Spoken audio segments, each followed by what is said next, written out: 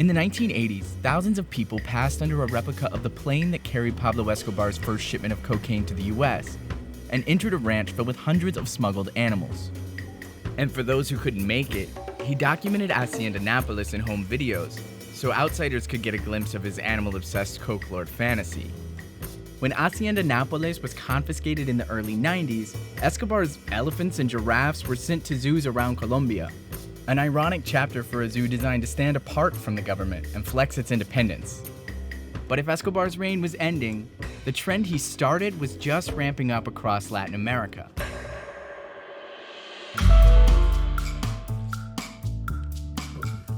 Lions and tigers were found living on a ranch run by the former head of the Zetas in Mexico.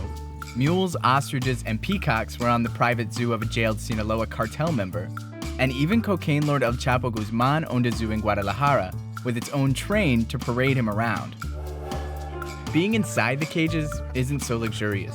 Security forces raiding narco zoos often find malnourished animals, which have to be euthanized.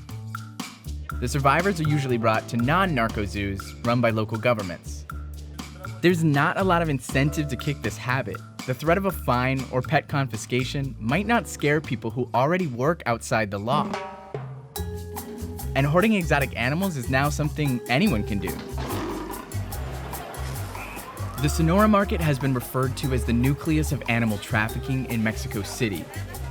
Just behind the usual baubles and trinkets, cages of snakes and lizards are available to take home as pets. Escobar's narco zoo wasn't just his way of becoming the world's most wanted crazy cat lady. It was a way to project power. He designed Hacienda Nápoles as an homage to 16th century Spanish conquistadors who built sprawling estates to keep indigenous people off the land. In the case of Escobar, he wants to pretend to be the government. He wants to do the social work that the government meant to do. The zoo has been a symbol of the state, you know? If you see New York has a zoo. If you see Washington has a zoo. A zoo is very expensive. It's difficult to keep animals, exotic animals, alive. And I think if you look at the story, it was a way to define the state. When you try to mimic something that is meant to be the state, I do think it's to find alternatives. In other words, governments use zoos to solidify power, and Escobar used his to show he was as powerful as the state. You deconstruct a society, and you try to be the government. Escobar's plan didn't work. He was shot by police in 1993, and the government took over.